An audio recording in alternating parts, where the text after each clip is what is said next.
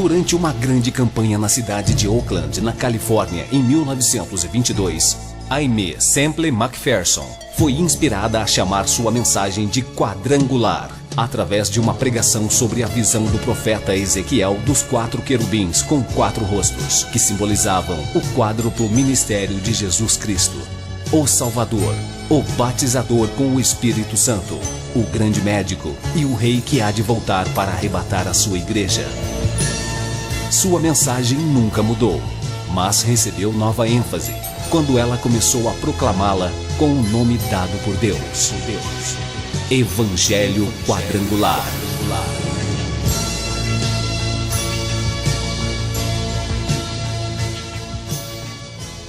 A Igreja do Evangelho Quadrangular Independente passa a apresentar o programa Cristo Esperança Nossa, sempre numa palavra poderosa a seu favor. Esteja conosco e dentro de alguns instantes estaremos formando a cadeia da prece poderosa, quando estarei orando, intercedendo a Deus pelo nome glorioso do Senhor Jesus a seu favor, a favor do seu lar e a sua família. Você que está com problemas, você que está na doença, na enfermidade, você que está sem sentido no seu viver, comece a partir de agora a colocar o Senhor Jesus Cristo como a esperança para a sua vida. E no momento da cadeia da prece poderosa, estarei orando por você. No Salmo de número 144, no versos 13 ao 15, o salmista nos escreve: para que as nossas despensas se encham de todo o provimento, para que os nossos gados produzam a milhares e a dezenas de milhares em nossas ruas, para que os nossos bois sejam fortes para o trabalho, para que não haja nem assaltos, nem saídas, nem clamores em nossas ruas. Bem-aventurado o povo a quem assim sucede. Bem-aventurado é o povo cujo Deus é o Senhor. Nesse Salmo de número 144, o salmista e rei Davi, ele faz um salmo de ação de graças pela proteção de Deus e oração por outros livramentos. É evidente que precisamos conhecer este Deus, um Deus vivo, um Deus criador dos céus e da terra, um Deus que nos ama, e nos é relatado pelo evangelista João no seu Evangelho, capítulo 3, verso 16, que Deus amou o mundo, a humanidade, de tal maneira que deu o seu único Filho, Jesus Cristo, para que todo aquele que nele crer não pereça, mas tenha a vida eterna. Se você quer encontrar esse Deus, primeiramente você precisa encontrar Jesus Cristo. É Ele, o Senhor Jesus, que declara no mesmo Evangelho de João, dizendo: eu sou o caminho, eu sou a vida. Ninguém vem ao Pai a não ser por mim. Evangelho de João, capítulo 14, versos 6. E no capítulo 8, versos 32, Jesus declara: eu sou o caminho, eu sou a verdade, eu sou a vida. E ninguém vem ao Pai a não ser por mim. Então não existe atalhos, não existe meios religiosos, não existe ideologia religiosa, não existe filosofia religiosa, não existe. É um só caminho para encontrar este Deus, Jesus. E a partir deste encontro pessoal com Cristo, nós passamos a ter este Deus abençoador de nossas vidas. Este Deus que o salmista bem o conhecia. Desde a sua infância, Davi já tinha contato, comunhão com esse Deus. Davi sabia o que esse Deus poderia realizar. É o próprio Davi que declara que quando ainda lá cuidando das ovelhas, quando um lobo tentou arrebatar as ovelhas, estava sob o seu cuidado, ele, Davi, matou o urso. De outra feita, um leão. Davi matou o leão, porque Davi estava em constante oração e na presença deste Deus. Esse é o Deus do livramento. E é o próprio Davi, agora como rei, nesse Salmo de número 144, ele faz uma declaração que para os nossos dias nós estamos necessitando dela. Ele faz a declaração para que as nossas despensas sejam cheias de todo o provimento, para que os nossos gados produzam a milhares e as dezenas de milhares em nossas ruas.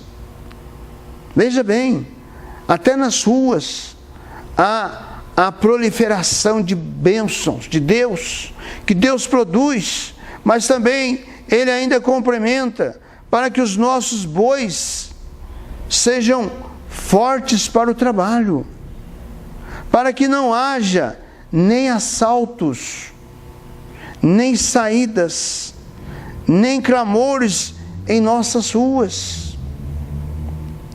Este Deus provê tudo isto. Precisamos crer neste Deus, precisamos buscar este Deus, precisamos clamar este Deus.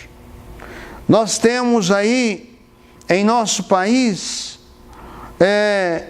o movimento socialismo. Esse movimento socialismo, ele existe em várias vertentes. Porque o socialismo, ele foi idealizado por Karl Marx. Então, essa idealização de Karl Marx foi para uma sociedade perfeita. Não existe sociedade perfeita, mas ele escreveu 2 livros até a sua morte a respeito deste assunto. E é interpretado de algumas formas, algumas maneiras. Então, isto se tornou uma doutrina política e econômica que prega a coletivização dos meios de produção e de distribuição mediante a supressão de propriedade privada e das classes sociais. Ou seja, elimina as propriedades privadas, elimina as classes sociais, para que se obtenha algo dentro dessa teoria, dessa tese que Marx desenvolveu e que os marxistas também procuram desenvolver. Então, segundo a teoria marxista, o socialismo é uma etapa para se chegar ao comunismo. Este, por sua vez, seria um sistema de organização da sociedade que substituiria o capitalismo, implicando o desaparecimento das classes sociais e do próprio Estado. Esse processo culminaria no comunismo, no qual todos os trabalhadores seriam os proprietários do seu trabalho e dos bens de produção. Isto é a idealização dos marxistas, ou do Karl Marx, mas que nunca se chegou à realização. Então nós temos, por exemplo, na Rússia, o Lenin, que implantou o sistema socialista e depois se ficou conhecido como comunista.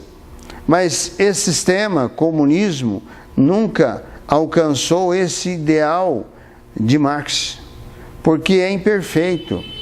É um combate contra o capitalismo, é um combate contra o próprio Deus. Então, a primeira ação do socialismo comunista é a remoção de Deus. É a remoção de Deus, é a remoção da fé do coração dos homens, é a remoção daquilo que se fala de Deus. Porque, na verdade, é implantado um sistema em que há um único partido. É esse partido que se beneficia desse sistema. Nós tivemos aqui o andamento para a implantação desse sistema, que creio eu que pelo clamor do povo, dos crentes em Jesus, daqueles que creem nesse Deus vivo e poderoso, embora entenda eu que tinha um plano bem feito, mas em dado momento não foi concretizado, porque um povo neste país clama a Deus. Particularmente atribuo isto pelo fracasso que houve, mas isso não está acabado. Tiveram 14 anos para implantar, e nós estamos vendo isto diante dos nossos olhos. Estamos vendo que, embora o país tenha ficado numa situação caótica, com 13 milhões de trabalhadores sem trabalho, perderam seus empregos, em decorrência desta ação para desestabilizar o emprego, para desestabilizar a sociedade, para desestabilizar as empresas. Então a ação é contra o capitalismo. O que é o capitalismo? O capitalismo é perfeito? Não é perfeito. Mas está no capitalismo o livre-arbítrio. O que Deus tem? Livre-arbítrio. Deus não obriga ninguém a aceitar aquilo que Ele deu, que é o seu próprio Filho Jesus Cristo. Escreve o apóstolo Paulo, na primeira carta a Timóteo, capítulo 2, que a vontade de Deus é que todos os homens cheguem ao conhecimento da verdade, que é Cristo, e sejam salvos. Esta é a vontade de Deus. No entanto, Deus não pode salvar a todos os homens, porque Deus depende que o homem venha a crer e aceitar a sua dádiva que foi dada em Cristo. É livre-arbítrio que Deus respeita. Então, o capitalismo também é um livre-arbítrio. O capitalismo é para aqueles que trabalham. O capitalismo é para aqueles que têm um ideal dentro do seu livre-arbítrio. O capitalismo traz, sim, como podemos ver recentemente publicado, os bilionários do mundo e também no Brasil aumentaram os bilionários, inclusive aqueles que estavam no sistema político. Em um deles foi descoberto, segundo noticiado pela imprensa, 1 bilhão de reais depositados fora do país. Quer dizer, isso é apenas uma demonstração de um participante do sistema. Nós deparamos com pessoas morrendo em hospitais porque não há como atendê-las, em decorrência desse sistema trágico, destruidor.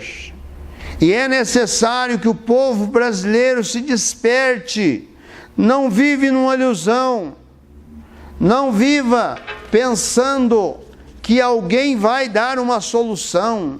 A solução está nesse Deus, a solução está na palavra de Deus, a solução está em buscar e crer na pessoa bendita e gloriosa do Senhor Jesus. Nós vivemos em um mundo de violência, nós vivemos em um mundo em que ninguém tem segurança. As pessoas dentro da própria casa estão recebendo balas perdidas nas escolas, alunos sendo atingidos, crianças sendo mortas por balas perdidas, pessoas que não têm nada a ver com nada, estão na sua atividade honesta, trabalhando, de repente é alvo de uma bala perdida. Nós estamos tendo assaltos, as pessoas não mais respeitam o seu próximo, porque a legislação lhes dá um direito. Se as pessoas cometem um roubo e elas não são pegas em flagrante naquele roubo, elas também não vão pagar por aquilo. As pessoas são pegas muitas vezes roubando, são levadas e de repente são soltas e continuam nas suas atividades. Então há um clamor nas ruas, nas nossas ruas está havendo clamor, porque ninguém tem segurança, todos estão buscando algo seguro. Então o salmista e rei Davi, nesse Salmo 144, ele nos responde esta segurança. Ele nos responde que devemos, povo brasileiro, clamar a esse Deus, buscar esse Deus, porque Ele tem o livramento. Jesus apresentou Satanás como sendo o príncipe deste mundo, como aquele que atua no mundo. E no Evangelho de João, capítulo 10, versículo 10, o Senhor Jesus declara: o diabo, o ladrão, vem senão para matar, roubar e destruir. Mas eu, disse Jesus, vim para dar vida e vida com abundância. Se você quer a vida com abundância, abrace a fé em Jesus. Não é religião. Jesus não veio fundar a religião. Jesus veio trazer a mensagem que saiu do coração de Deus para o coração do homem. Muitos se entusiasmaram com esse sistema socialista. E temos o exemplo da União Soviética, que quando caiu da noite para o dia, todos puderam contemplar a miséria que ali estava. O povo que acreditava nesta teoria marxista, eles ficaram na miséria, na pobreza. É isso que acontece com aqueles que se levantam contra Deus, porque a miséria é uma marca do diabo. A pobreza é algo natural, porque todos nós temos condições e capacidades para fazermos algo. E aqueles que se propõem a um trabalho honesto, aqueles que se propõem a uma atividade eles são bem-sucedidos. Mas isso não significa que todos serão bem-sucedidos naquela atividade. Muitos são fracassados, mas alguns são os bem-sucedidos. Então aqueles que muitas vezes se enriquecem, se tornam aí milionários, bilionários, muitas vezes eles estão tirando do seu próximo, estão indo contra o seu próximo, lesando o seu próximo para adquirir essas riquezas. Mas a riqueza, ela não vai servir muito, porque o que é bom para nós é aquilo que nós podemos administrar. As pessoas pensam em riquezas, mas se elas recebem um grande volume de dinheiro, elas se perdem. O maior exemplo que temos é esses grandes prêmios de loterias. As pessoas, depois de um certo tempo, elas desejariam nunca ter ganho esse prêmio, porque destruíram as suas vidas. Quando as pessoas começam a adquirir honestamente, trabalhando honestamente, ela adquire, ela usufrui daquilo que adquire. Que é melhor, a beleza de adquirir algo é usufruir daquilo que adquire, porque ajuntar dinheiro não leva a nada. As pessoas se tornam pessoas infelizes, pessoas que se isolam, não vivem mais, não tem mais contato com as pessoas, porque tem medo de perder a sua riqueza. Mas a maior riqueza está no Senhor Jesus. Os países que se inspiraram nas ideias marxistas se tornaram em ditaduras. Promovia as perseguições contra dissidentes do regime formado por um partido único. É isso que está acontecendo na Bolívia hoje.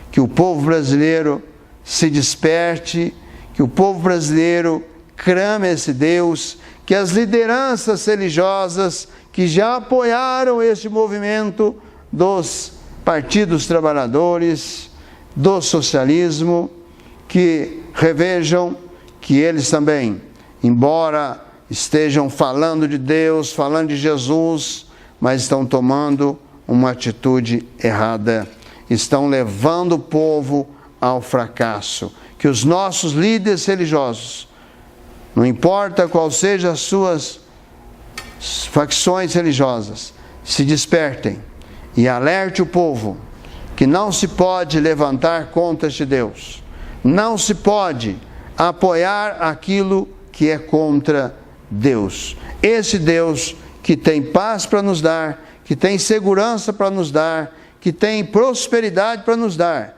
Não é o socialismo marxista que vai dar segurança, vai dar prosperidade, vai dar bens para quem quer que seja. É esse Deus. Se você crer nele, ele tem bênção para te dar. Temos muitos exemplos na Bíblia. Abraão foi um homem rico.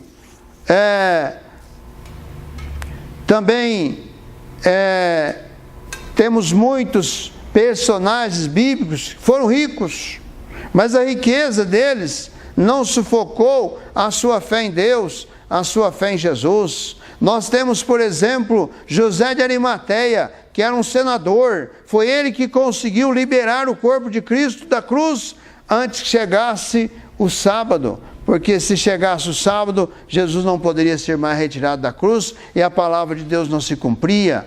Jesus foi retirado da cruz antes do pôr do sol, porque José de Arimateia era um discípulo de Jesus, senador, rico, e colocou e deu o seu túmulo, que nunca foi colocado ninguém para colocar o corpo de Jesus. Nicodemos, um dos grandes líderes do judaísmo, que foi ter de Jesus durante a noite, registrado no Evangelho de João capítulo 3, ele, juntamente com José de Arimateia, proveram para que Jesus fosse colocado no túmulo e a palavra de Deus se cumprisse. Deus cumpre a sua palavra. Creia nesse Deus. Não creia no socialismo marxista. Creia em Jesus. Creia nesse Deus criador dos céus e da terra, que tem bênçãos e vitória para a sua vida. Feche os seus olhos, forme comigo a cadeia da prece poderosa. Senhor Jesus, de todo poder, de toda graça, juntamente com esta vida, eu me coloco diante da tua presença nesta hora.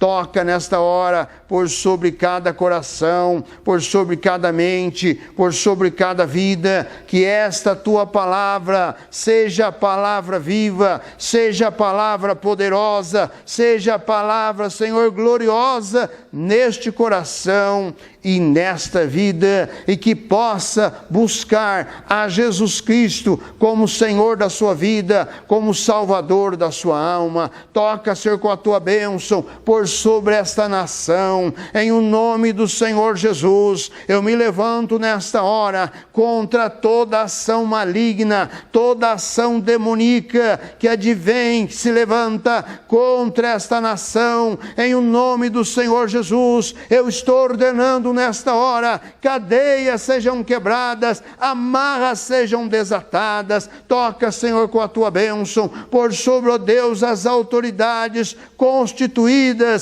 executiva, legislativa, judiciária. Senhor, que a tua palavra não seja as meras palavras, mas que o temor do teu nome santo e glorioso esteja no coração das nossas autoridades, para que esta nação possa alcançar os benefícios que somente tu podes proporcionar. Abençoa, Senhor, esta vida que me assiste nesta hora, na doença, na enfermidade, na tristeza, na angústia e na aflição, no desespero do seu viver. No teu santo nome, ó Senhor Jesus, eu repreendo toda a sorte de males, toda doença, enfermidade, toda perturbação, seja desfeita, seja removida. Espírito de doença e de enfermidade, sejam removidos, para que haja cura, haja saúde, haja libertação, em nome do Senhor Jesus